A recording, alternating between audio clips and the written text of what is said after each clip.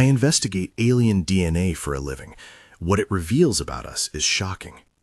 My gloved fingers tremble before they touch the microtube. The lab is quiet except for the soft hum of the sequencing rig and the distant corridor chatter muffled through concrete. Overhead lights make a cold rectangle on the benchtop. Under that light, the sample looks like any other. Clear, viscous, labeled in my handwriting, barcode taped crooked. But something is wrong with how it refracts the light. My palms sweat even though the room is kept at 18 degrees Celsius. Sweat makes the latex cling. It makes the world too immediate. I set the tube in the centrifuge cradle and let the machine settle into its slow and different spin. I have done this 1,000 times. The protocol is muscle memory. Thaw, pipette, spin, sequence. This is how I earn my quiet. I study reads and chromatograms. I parse anomalies. I write reports that go to agencies who prefer the ledger of numbers to the mess of intuition. I am the kind of scientist who believes pattern is the only honesty. The sample beeps on the instrument. The run begins. The first base calls come in a thin scroll of characters on the monitor.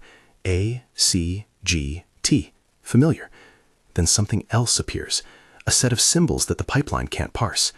The software flags irregular signal to noise peaks in several loci. The read depth spikes. My heart beats faster. There is a temptation to explain it away.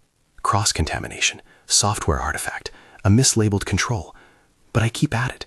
I rerun the prep, run the negative controls, swap reagents, change operators. Each repeat yields the same odd signature, a faint repeating pattern of base-like structures that do not fit canonical pairs. They cluster in non-coding regions, then in places we usually ignore. They have the statistical geometry of language more than of junk DNA. If you're training in sequence analysis, you learn to think in odds. These odds are stubborn. A notebook on my bench jumps into memory. Blue cover. Scrawl. I left it open last week when the coffee killed the margin of my notes. A half circle of brown on the corner, a coffee ring like a map. I used the notebook to write down experiments that felt less like science at the time, and more like experiments in whether the world would answer. The notebook is how the first things began to make sense. I didn't expect an encounter.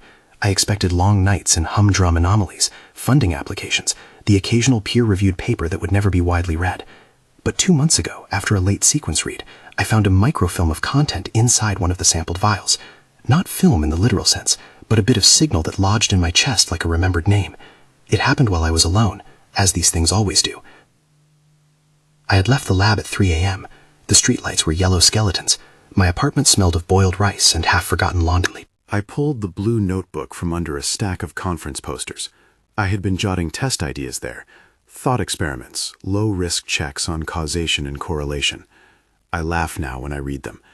If a sample carries information about attention, I wrote, then the person who interacts with it will see the world's often ignored patterns. At the time, it sounded like a wild metaphor. The notebook was a way to keep my head from spinning with ideas I could not yet formalize.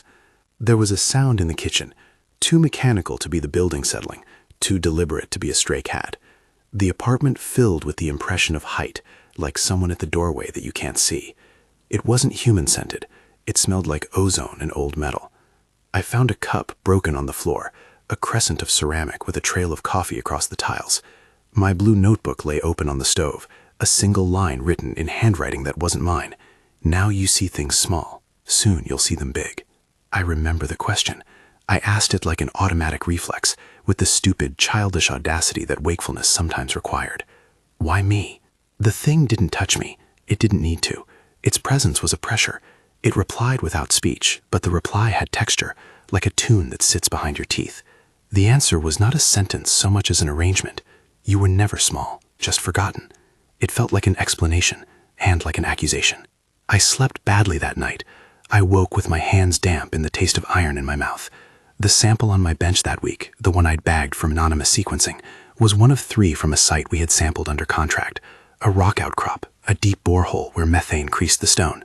There are always epigenetic surprises in such places. Life adapts, fiddles at the margins. But this signature didn't adapt. It reached. For weeks after, the world began to fold into patterns I had trained myself to miss.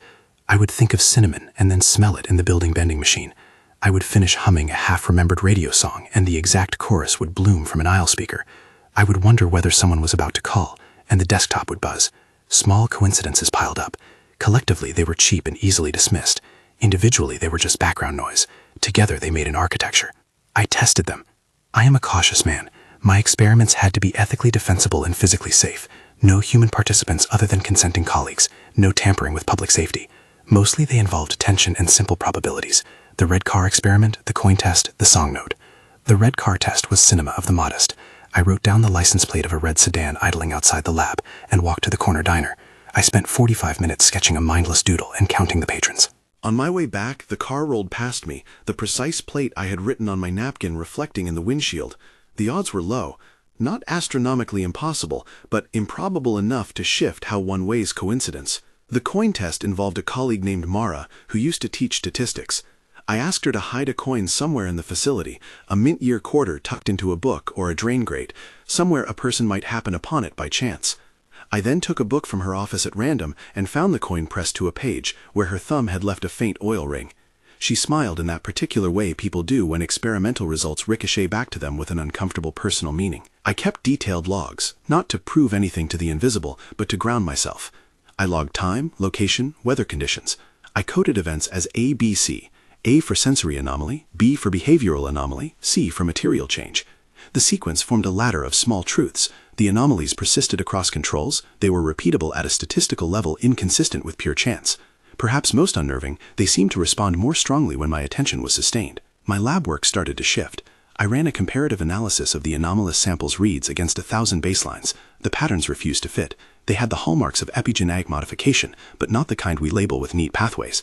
I called them information-like imprints, localized irregularities in the chemical traces that tracked with persistent attention and observational notes.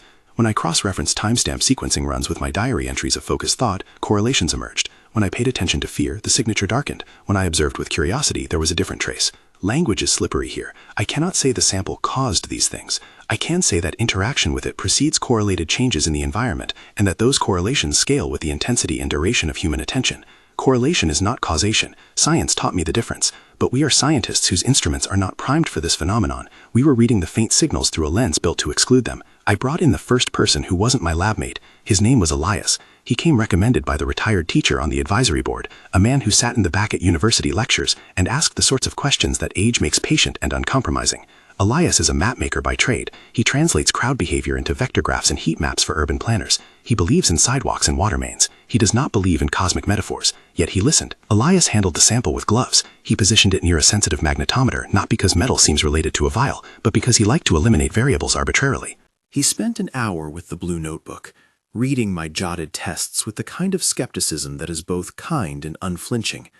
Afterward, he said, "This reads like contagion, not of microbes, of attention." It was the first time someone outside of my inner loop used a word that made sense. Contagion. It implies thresholds, a critical mass, maps. I started recruiting small and quietly. A tester named June, a woman who used to be a meteorological modeler, a receiver named Anya, who said she dreamed in the voices of strangers, a blocker called Marcus, a former soldier who taught people how to distance themselves from panic, an eccentric retired teacher, Ms. Vale, who kept her classroom as immaculate as ever and who could transcribe the cadence of a city into a nursery rhyme, an artist, Leanne, who painted the edges of events as if they were bruises. They arrived with their own skepticism. They left with their own questions. None of them believed in converts. They believed in data and in the moral complications of what that data suggested. We met in the back room of an old storage facility I rented under the auspices of archival reorganization. It had been vacant for years. Dust slept on wooden crates. We laid a map on the floor. Physical maps, not digital, because maps on paper feel more like promises. The map was a patchwork of city grids, flight paths, and the pricked locations of odd reports. A certain neighborhood that smelled of cumin for 3 days, an uncommon melody that repeated near a subway hub, a cluster of doors left unlocked for no reason. We connected the dots with string. The strings crossed the floor like nerves. Elias mapped flow rates. June proposed models of feedback loops where attention amplified local conditions. Anya told us of dreams where she watched a crowd erupt and the weather bend like a reed. Marcus taught us how to reduce absorption, how to observe without being swept. Leanne painted the pattern of a city's mood onto a sheet of linen, using pigment scraped from ash. Ms. Vale read from my blue notebook and nodded as if pages were scripture, only in the sense that they asked for humility. "What exactly are we saying?" someone asked. "That repeated attention to something shapes physical outcomes?" The room inhaled. I answered as a scientist. "We are saying there is a correlational structure. There is data that suggests sustained collective affect appears to align with subsequent events. We have to be careful not to claim metaphysical causality." But even while I spoke it, the sentence felt too neutral. Between the claim and the data, there was a moral yaw. If sustained human attention can bias outcomes, then attention is not morally inert. It is an instrument. Instruments require training. That concept brought into sharp relief the moment when I asked that forbidden question, not in the apartment this time, but much later in the lab, when we were analyzing a fresh aliquot. The sample's chromatogram had a repeating signature that looked like a punctuation mark. It was not random. It was rhythm. I sat with it for hours until my eyes blurred and the monitor began to smear into soft lights. The presence returned. Not physical, not audible. A pressure in the rhythm of my pulse. The same pattern I had felt that first night with the broken cup. The lad felt taller. The instrument's hum turned into a low, mechanical whisper. I was not alone. Someone, or something, was listening back. In the space between my heartbeats, a thought arranged itself. A whisper, maybe, or a translation of the signal into meaning. Why did you ask? The question surprised me. Not because I hadn't thought of the question myself. I had, but because it turned on us like a key. If the phenomenon encodes question and answer patterns, then asking could be a form of measurement. The act of asking might be a perturbation. In physics, you learn that observation perturbs the system. In this instance, it seemed observation might be an active variable. I asked aloud, because speech anchors me. What do you want? For a long time, there was no reply. Then, as if conducting vocabulary across a gulf, a set of images arranged themselves in my head. A warehouse full of maps, threads crossing the globe by the millions, a latticework of nodes pulsing when congregations of feeling came into alignment, a countdown, a small, numeric rhythm that decremented with sustained spikes and synchronized outputs. The idea had the clarity of math and the terror of myth. We do not know the motives of the observers.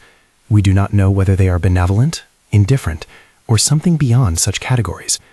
The only thing the sample seemed to promise was this: attention is audible, and when enough attention speaks in a single chamber, the chamber resonates. After that night, the lab protocol changed. I documented the exchange in the blue notebook, as much as one can document an interior experience.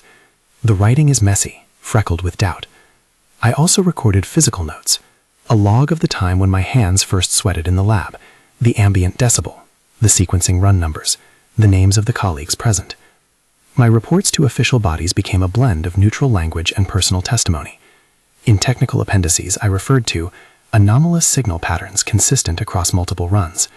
In the narrative sections, I wrote of pressure and of a phrase that had lodged in my memory: "You were never small." We moved the group from hypothesis to low-stakes field tests. We called them attention probes. They were designed to be ethical, legal, and reversible. We did not attempt to manipulate strangers. Instead, we practiced sustained attention toward phenomena already in motion: a poorly performing transit stop, a neglected community garden, a single stray dog who'd been waiting at a corner for weeks. We recorded baselines, then applied intentional focus, not to coerce results, but to see if the system differed when attention was applied in a structured way. At first, the results were subtle and maddeningly ambiguous. The flower bed reported more foot traffic, but so did the bench across the street. The dog finally accepted a piece of bread left on a stoop, but so did a neighbor's cat. The transit stop's electronic display reset itself twice in 1 week, an infrastructure hiccup easily explained away. Yet over time, patterns refined. The bench that had been a blind spot gradually filled with acts of small kindness: a man leaving a thermos for someone, a child picking up discarded wrappers. These were not miracles.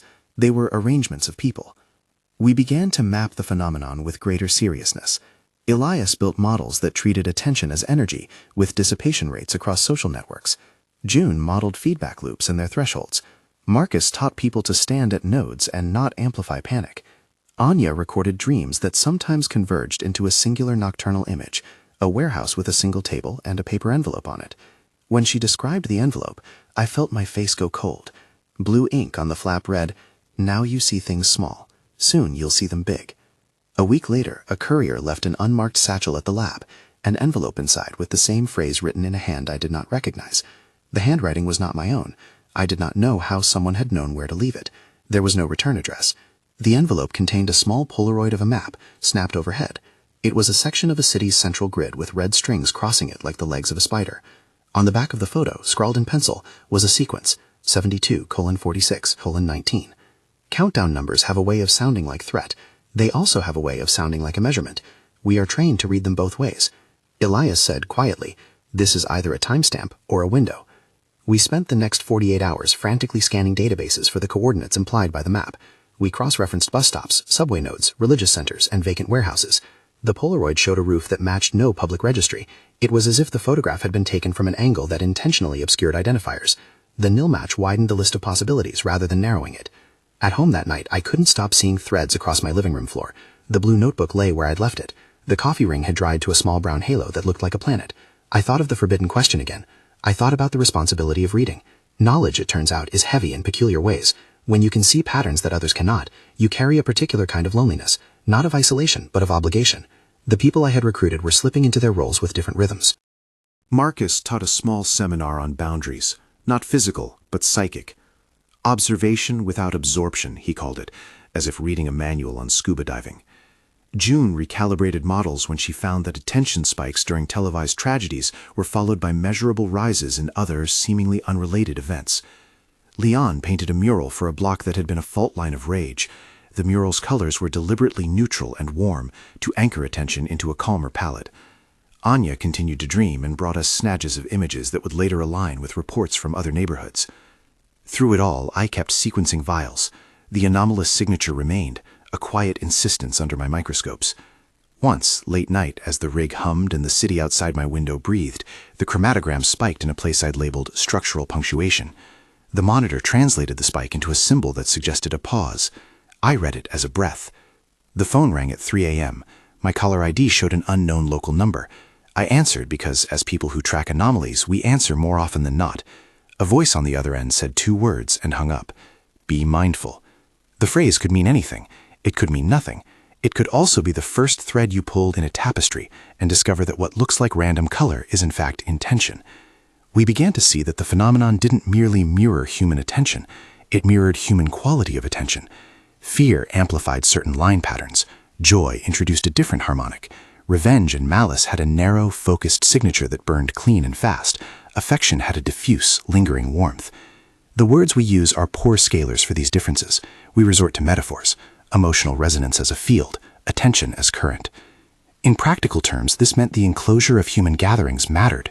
A crowd in a stadium had a different effect than the same number of people distributed across buses. Synchrony mattered.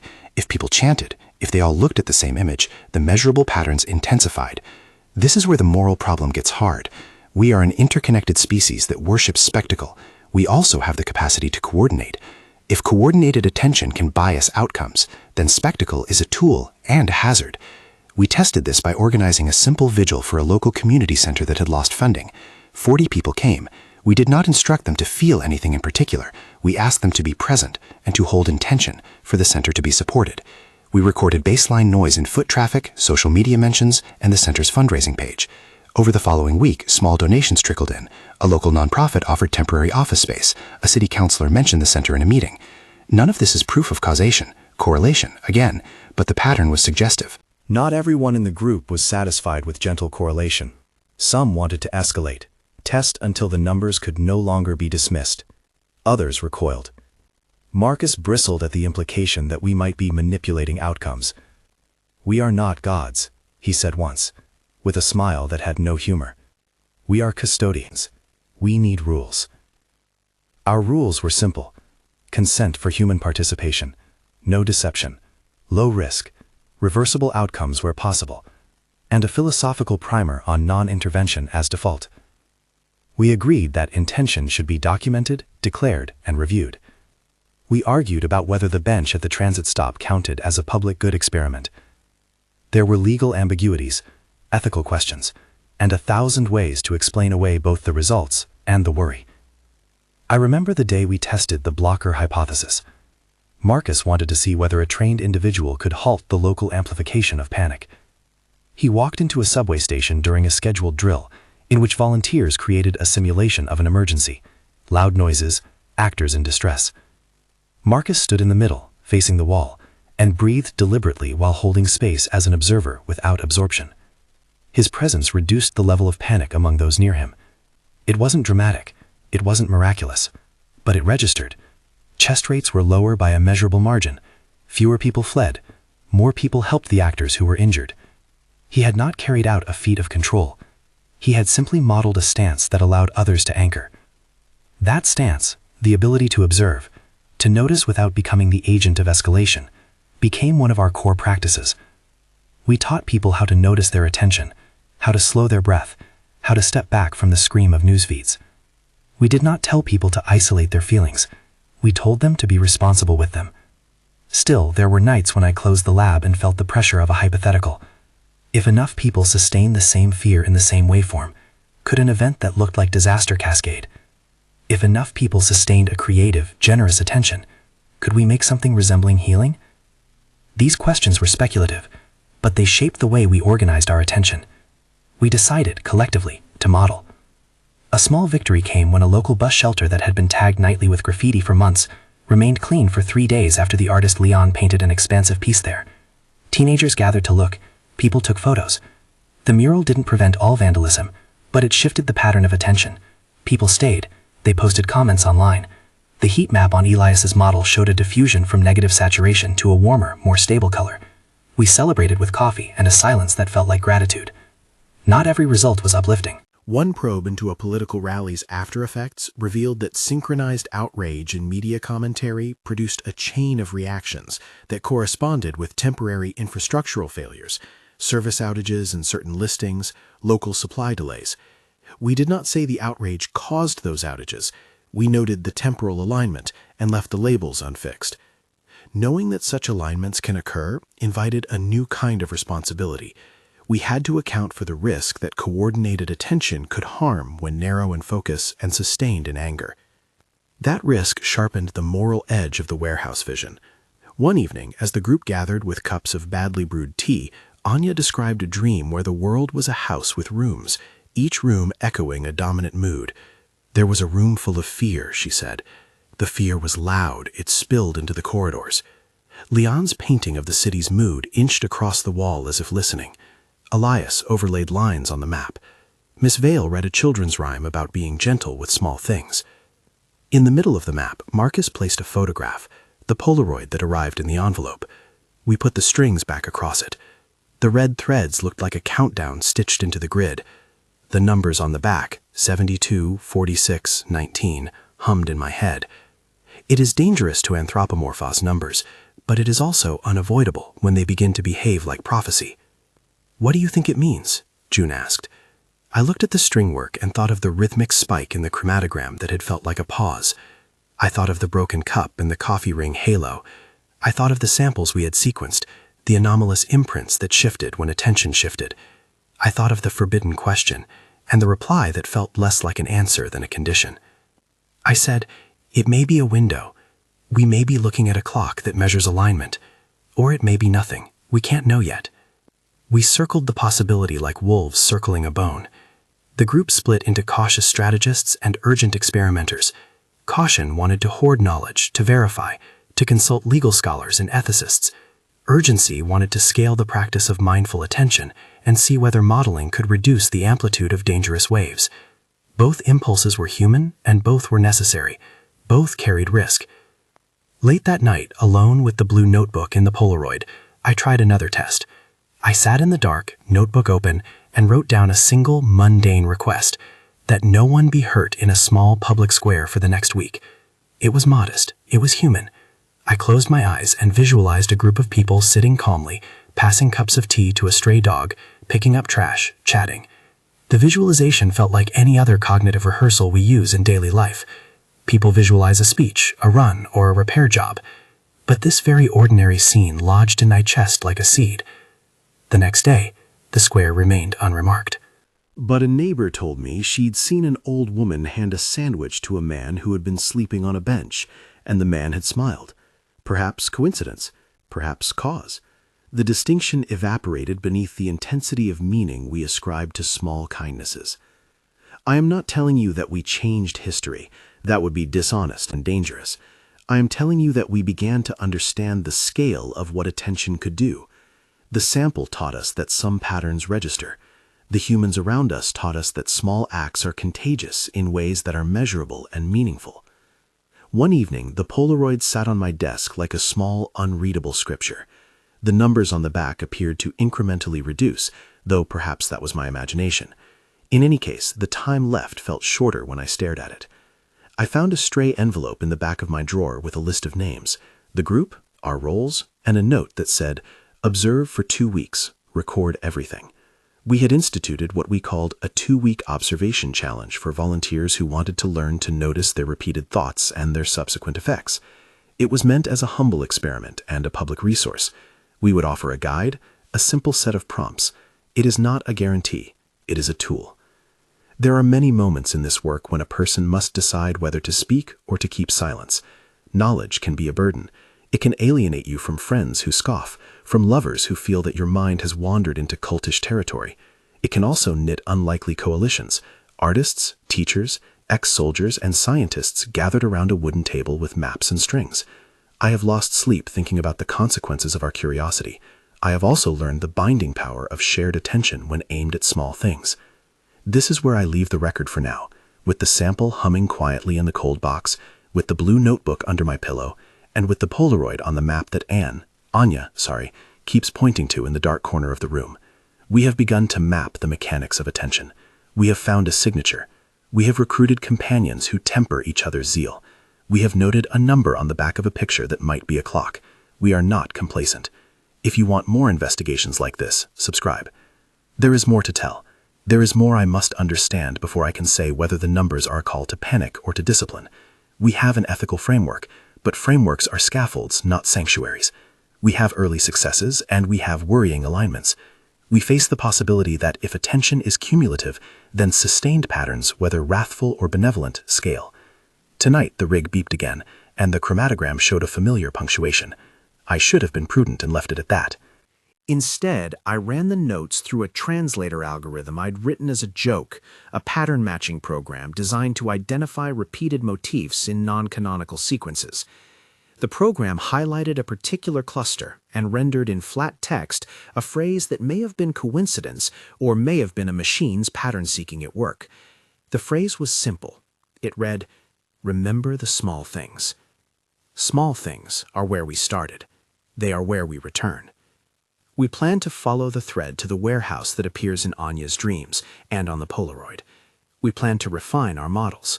We plan to ask better questions. We plan to test moral frameworks in ways that do not hurt people.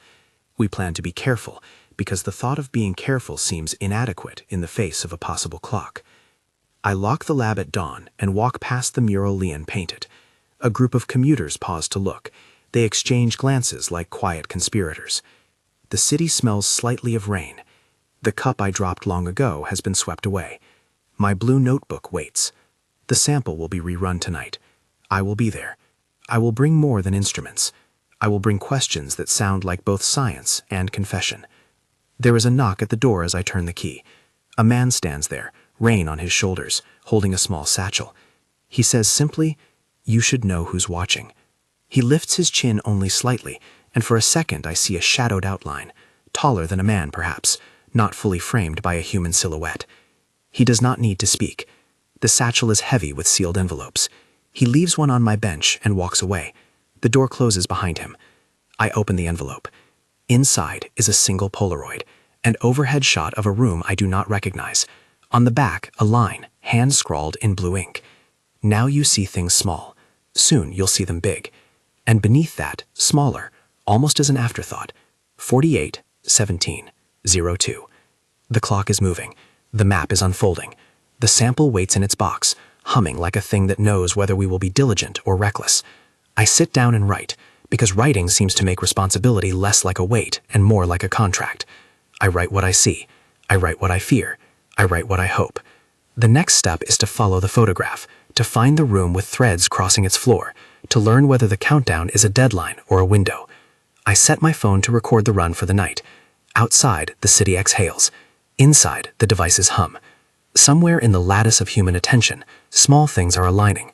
Somewhere else, the alarm on a map will move by a notch. I close the blue notebook, but I do not close the door. I open the Polaroid again because ritual helps. Fingers trace the glossy edge. The blue ink on the back is a small, human thing, the kind of hurried script that says someone wanted to be sure they were understood. 48-17-02 hums like a lodged thought. I set the photograph beneath the lab lamp and run a handheld spectrometer over its emulsion, waiting for the instrument to lie. The spectrometer doesn't lie. It reports peaks and valleys in reflectance and gives me numbers I can cross-check. The chemical profile is curious.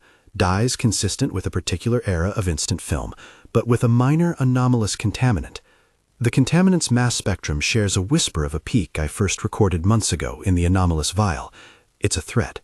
Not definitive, not absolute. Enough to pull. Elias arrives early, wind-buffed, with a thermos and a face like a man who has been counting. He doesn't ask my permission to look through the Polaroid. He holds it back to the light, like a priest holding a relic, then frowns. "This angle," he says. "They framed the photograph to exclude landmarks. It's deliberate. The map lines are the map." "Meaning?" I ask. He taps the emulsion with a gloved fingertip. "Meaning they want someone to follow a geometry, not a place. The geometry is the clue." We spend the morning reading geometries. The map on the Polaroid suggests a radial convergence, streets that meet at odd angles, alleys that make triangles. Elias overlays the photograph on municipal grid images and finds a dozen possible fits. We start excluding. We cross-check delivery routes, municipal grid changes across decades, shipping lanes. The list narrows but never vanishes. Whoever took the picture wanted it to be trackable by pattern, not by name. We park 2 blocks away and walk, blending into the human current. People going home, people going nowhere, people on the cusp of some private life. The warehouse we find is a hulking brick thing without signage, its windows boarded, a rusted delivery door with a padlock that has not seen a shirtless man in a long time. Nothing obviously theatrical, nothing ominous, just an anonymous structure that could hold anything. We circle. Leon runs a visual sweep with a camera. Marcus watches the street. I step close to the door and inhale. There is nothing odorous in the way that presence had an ozone metal tang. But there is a faint particulate on the threshold, a powder that fluoresces weakly under UV. I bag a sample with gloved hands. The act of collecting feels absurdly mundane. Cedars at bags, silicone spatulas, chain of custody labels crisp in my palm. We take photographs, timestamps, and move on. We do this for 5 sites that week. Most are empty. One shelter houses a community piano with stickers on the bench. Another is a small storefront turned studio where painters meet.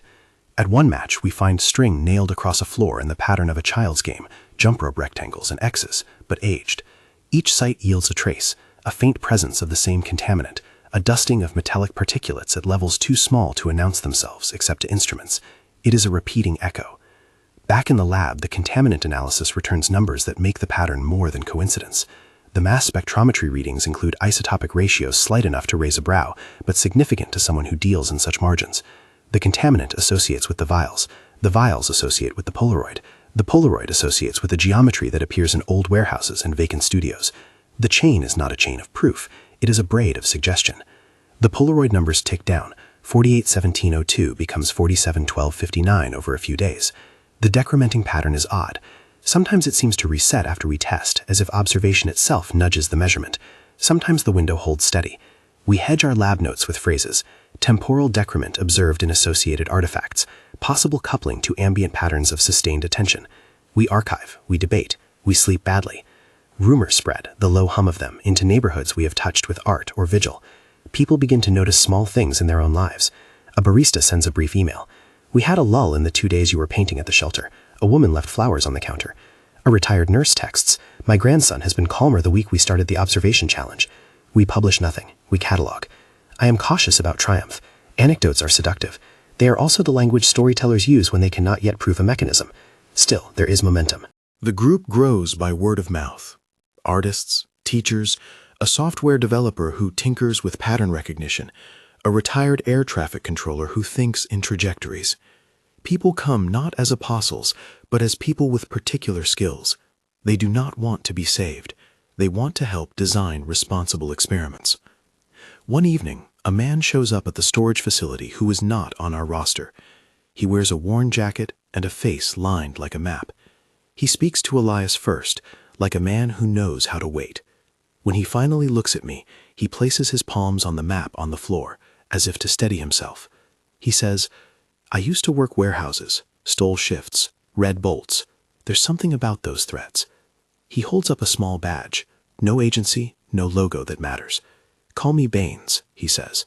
"I've seen other strings in other cities. You don't have to go alone." Before I can answer, he slides a Polaroid onto the map. It's nicked and old, its edges curling.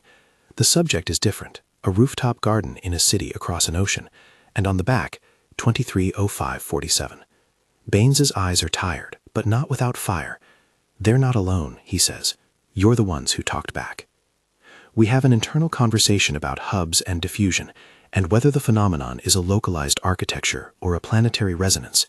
The math says both are possible. Networks can behave locally and globally by the same rules. A contagion in one area can seed another zone.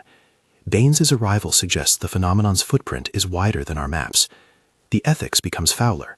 If networks can be influenced by attention, and if networks link what we do to what others experience, then our jurisdictions and our sense of responsibility expand beyond our walls.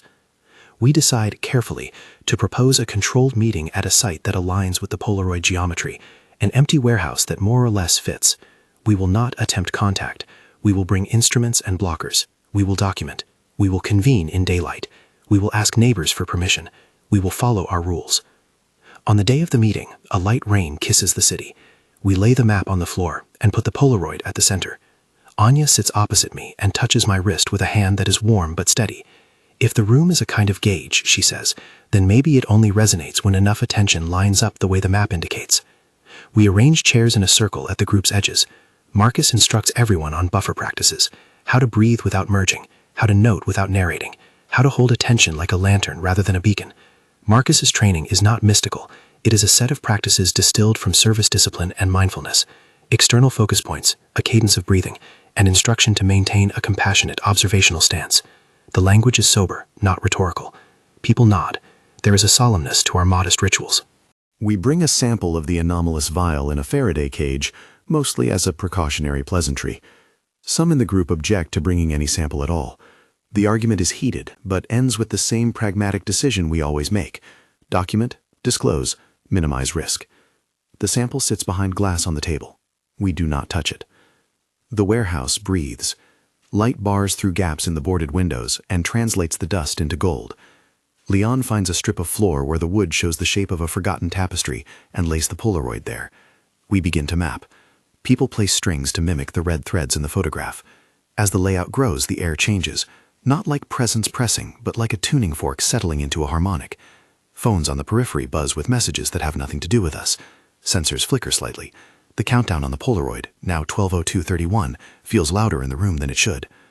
Anya closes her eyes and whispers the line she often hears in dreams. "Now you see things small. Soon you'll see them big." The sentence lands in the center of the circle, and for a moment the room is a listening thing. If you have been inside a cathedral on a storm night, you know this quiet. The kind of long silence that is not empty, but pregnant.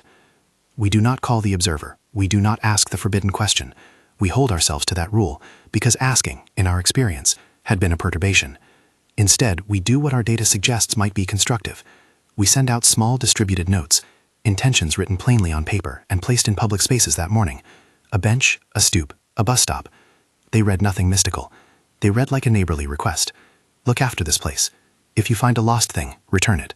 Be gentle. They are banal, intentionally so. They are acts of directed attention scaled toward small, repairable things. As the strings cross the floor and our papers catch the light, the sensors pick up a subtle change in the dust, a pattern of motes moving, not by any convection current we can measure, but in ways that align with our map. We record it, breathless and careful. The cameras catch it as a micro-vibration. The magnetometer twitches. The chromatogram spike in my head returns as memory. The room hums and an instrument we have not yet learned to play. Then an image folds into my mind so cleanly I could swear I had seen it. A flash of the warehouse in a different time. People standing where we stand, threads crossing, numbers on a wall. Not a prophecy, an echo. I blink and the thought is gone, but the aftertaste of it remains. No one panics. We follow protocol. Marcus asks for a show of hands to pause. We pause. People breathe. We do not try to fill the quiet with meaning. The group splits there. Some would have pressed the experiment further. Others were relieved to keep it cautious. That night we wrote long accounts and separate notes. We argued in email and met the next dawn in smaller groups.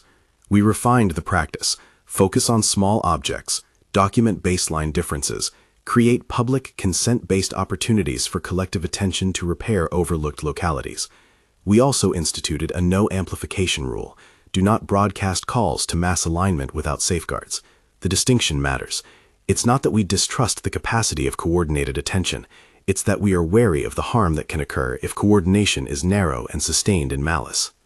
The Polaroid number counts down again. The decrement slows. We interpret this as good in a way.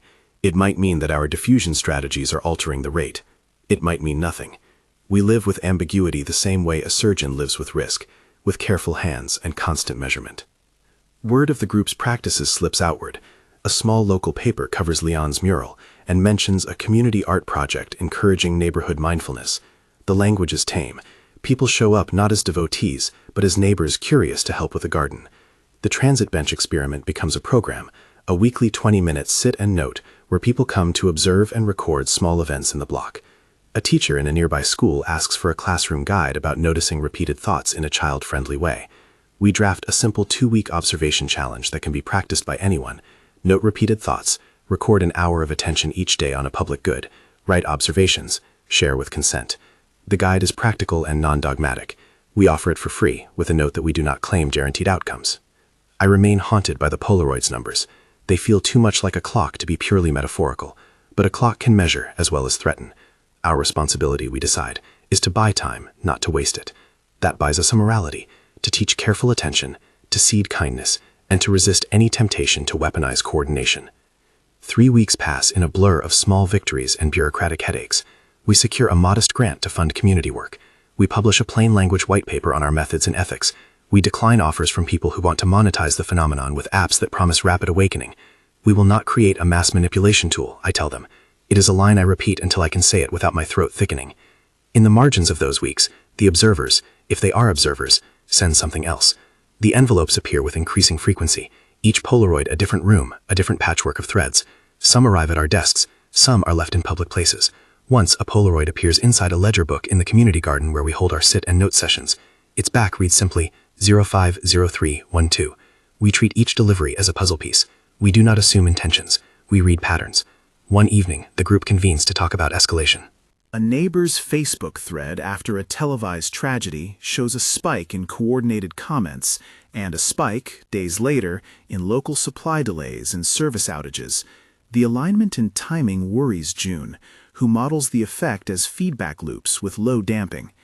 If a narrow focus of rage can amplify outcomes that produce harm, she says, then we have to think ethically about how information spreads. Our networks are not neutral. We talk about the ethics of attention like a tribunal. Ms. Vale reads aloud from the Blue Notebook, a line about stewardship and about small things. We teach children the value of small acts because they are teachable, she says. They scale. That scaling is the central fear and the central hope. We can scale harm as easily as we can scale repair. Our job is not to dictate which it will be. Our job is to model how people can be deliberate. Then, a day that will stay in my memory like a smell, we receive a message in a form we have not yet cataloged. A short, anonymous audio file, low bandwidth, arrives through an old web form someone has set up for anonymous tips. It is a voice, flattened by compression, but unmistakable in its cadence. It says, "You asked, we listened, you were never small. I do not sleep that night. I sequence. My hands shake differently now. They've become instruments with a memory of pressure." The chromatogram spits up an odd repeating motif that resembles notation more than a string of bases. The pattern yields only when I run it through the algorithm I'd written that translates repeated motifs into plain text. The algorithm is a tool to find shapes. Tonight it renders the shape as 3 words, simple and terrible. Make it count. Make what count? Attention? Time? Small acts? The line could be a command, or it could be a reminder. Ambiguity again. We take it as both. We escalate our 2-week challenge into a public resource and invite volunteers. The guide is pragmatic. Observe your repeated thoughts. Pick a small ethical object to direct your attention to, a bench, a streetlight, a community notice board. Note events, record any correlations you observe, and this is important, do not seek to coerce outcomes. The guide suggests ethical review and consent. We publish the guide in a pinned comment and a small plain website with a download link. It is not a cure, it is a practice. Volunteers trickle in, some stay, some go. We monitor and offer support for those who find the experience destabilizing.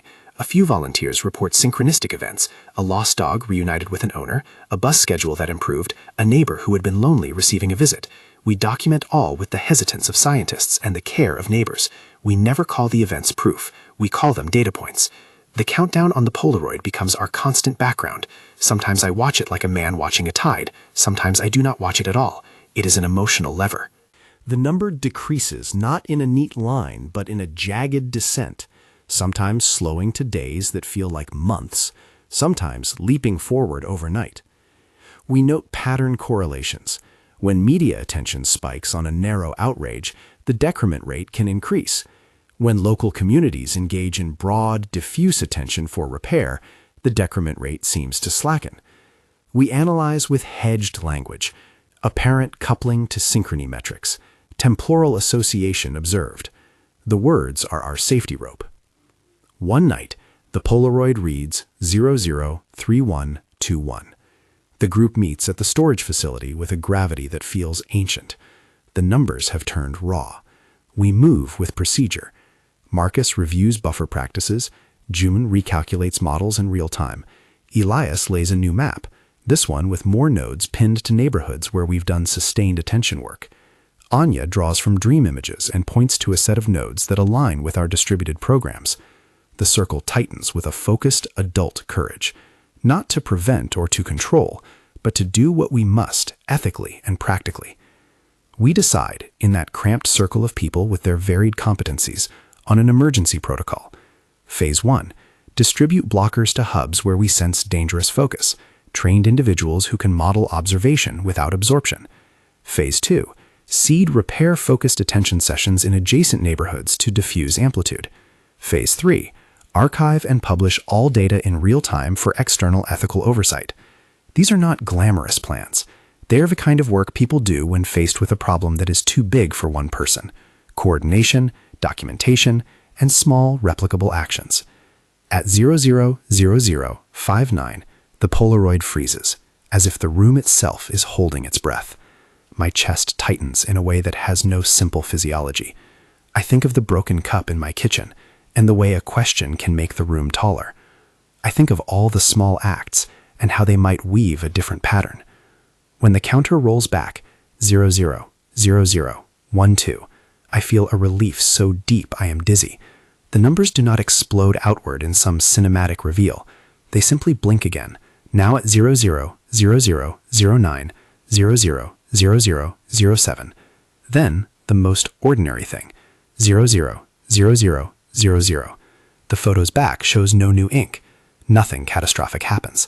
The phones on the periphery buzz with notifications that are all mundane. A delivery truck beeps. A child laughs. A neighbor posts a photo of a cat. The room exhales. We do not claim victory. We do not crow that we saved the world. We know better than to make those claims. Instead, we do something less dramatic and more human. We walk outside and help a man whose cart has tipped over in the alley. We call a friend we suspect is lonely. We plant a bed of bulbs in a community garden. The Polaroid sits on the map. On its back, a new inscription appears in a hand we don't recognize. A single sentence written in small, precise letters. Pay attention to the seams. It is not an instruction to panic. It is not an ultimatum. It is an admonition with the gravity of good craftwork. The aftermath is a study in human scale. The press picks up a small piece about the mural and the community project. The piece mentions an experimental group studying attention. No sensationalism. The authorities ask polite questions. We provide sober reports. We refuse to dramatize. We refuse to weaponize. We keep working quietly. Months pass and the group's practices become ordinary in pockets of the city. People meet for 20-minute sits at bus stops. Teachers add a unit on noticing repeated thoughts to curricula. A local artist organizes a mural project that brings neighbors together. The observation challenge circulates beyond our initial audience. We receive reports from other cities. Some people say nothing changed. Some report small ripples. Several write about feeling less alone. We catalog and synthesize, always with the caveat that correlation is not causation, but that patterns deserve study. One morning, a letter arrives for the lab. It is a thin envelope with an impossible stamp. Inside is a single sentence on a slip of paper. You were never small. No signature, no barcode. The line is now less a shock and more a weathering. It is a truth that changes shape the more you consider it. Being never small contains both weight and possibility. If we are not small, then our attention carries consequences. That realization births both ethics and humility. I continue to sequence files. Part of me will always be the analyst who wants to quantify. The instruments hum in ways that are now familiarly strange. Sometimes the anomalous signature in the vial responds to our actions. Sometimes it does not. The science tracks a complex object, one that resists simple mechanistic description. My notebooks are full of hedged phrases and precise numbers. My confessions are full of wonder. In quieter moments, when the lab is dim and the rigs hiss softly, I read the blue notebook and think of the night I found the broken cup. The line in it, "Now you see things small, soon you'll see them big," has evolved. We now add our own marginalia. Small things are scaffolds for bigger habits. Small acts are the grammar of stewardship. We teach people how to notice. We teach them how to be careful. The final weeks bring a different kind of work, institutionalization without ossification. We help set up an external ethics council to review attention experiments. We create protocols for consent and public disclosure. We develop training for blockers and for community liaisons. We publish our 2-week observation guide with a plain note. This is not a promise, it is a practice. The guide includes simple prompts. Write down recurrent thoughts every day, choose a harmless public object to notice, document changes, and seek help if the experience becomes disorienting. We add resources, a free PDF, community forums moderated by volunteers, and an offer for ethical consultation. We are careful to avoid any language that promises a specific outcome. One night, months later, I run a sequencing run that gives me a chromatogram unlike any I've seen. The signal patterns fold into shapes that evoke a sentence. I run the pattern through the translator algorithm, mostly with a half-joke skepticism. The output is a phrase so quietly human it takes my breath away. Remember the small things. I sit with it like a person who has been given a small, necessary truth. We have not resolved the mystery of the observers. We have not unmasked an intent. We have not found a single answer. What we have found is a responsibility. That attention matters. That attention can be an instrument of harm if weaponized, and an instrument of good if practiced with care. That is the revelation that began with an anomalous vial and a notebook with a coffee ring. The Polaroids continue their slow, cryptic work in the world. The counters on their backs sometimes tick down, sometimes give us lullaby numbers. We keep watching without obsession. We keep measuring without claiming control. We keep using our tools, science to map patterns, art to model alternatives, community building to seed small repairs. We remain lucid about the speculative nature of what we have found and the ethical stakes of what we might do next. What the anomalous sample revealed about us is not a villainous secret nor a soteriological promise. It is a mirror. We are creatures of attention. We shape our fields by what we focus on. When we attend in narrow, angry bands, we can amplify harm. When we attend in distributed, repair-minded patterns, we can nudge small systems towards resilience. The sample taught us to notice the scale of our attention. The observers, if they are indeed watchers, asked a question back that forced us to answer not with discovery alone, but with care. I keep the blue notebook under my pillow not because it wards off anything, but because it reminds me of the obligation to write what I learn and to ask what the next experiment ought to respect. At dawn, I unlock the lab and place a fresh microtube in the rig. The readouts scroll. The world outside breathes. The Polaroid on the bench reads in a hand that might be ours. 0000. A pause. A comma. A breath. If you are still with me, there is a small thing I want to offer. We have made a 2-week observation guide, a modest ethical practice for anyone curious to learn how their attention might influence small local systems. It asks you to notice repeated thoughts and to direct a tiny bit of care to an object in your neighborhood. It asks you to document honestly and to commit to consent and non-manipulation. We put the guide in the pinned comment and the description. It is not a magic formula. It is a practice that helped us move from anonymous curiosity to a responsibility we could live with. I investigate alien DNA for a living. The samples taught me that anomalies in matter can be mirrors for anomalies in mind. The shocking part is not an extraterrestrial plan or a final doom. The shocking part is how ordinary we are in our power to create. Small attentions become the architecture of large systems. If that knowledge carries weight, so too does the choice of what we will do with it. If you decide to try the observation challenge, be careful, be humble, be accountable. And if you find something you cannot process alone, seek support. We will keep sharing what we learn. We will keep designing practices that prioritize consent, ethics, and repair over spectacle. We will not attempt to force anyone's awakening. We will model, we will measure, and we will remain, always watchful of the seams. Sometimes when I close the lab at night, I look at the city and imagine its threads. They are not lines on a map so much as the records of every small attention paid with care. That is what the anomalous vial revealed about us. We are not merely receivers of circumstance. We are, in some yet to be fully understood way, co-authors of the reality we inhabit.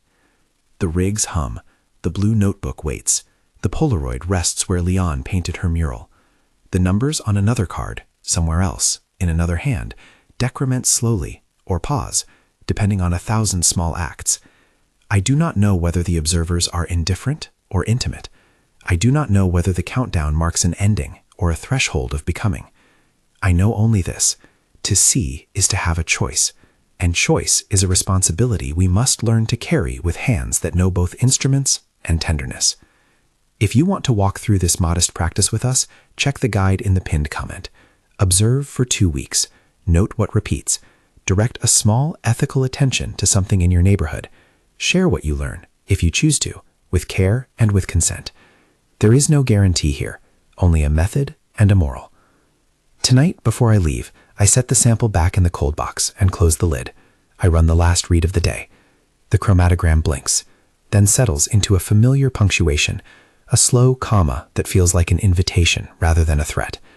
I write one last line in the blue notebook for the day. We are not small. We are responsible. The city beyond my window breathes. I lock the lab and go home.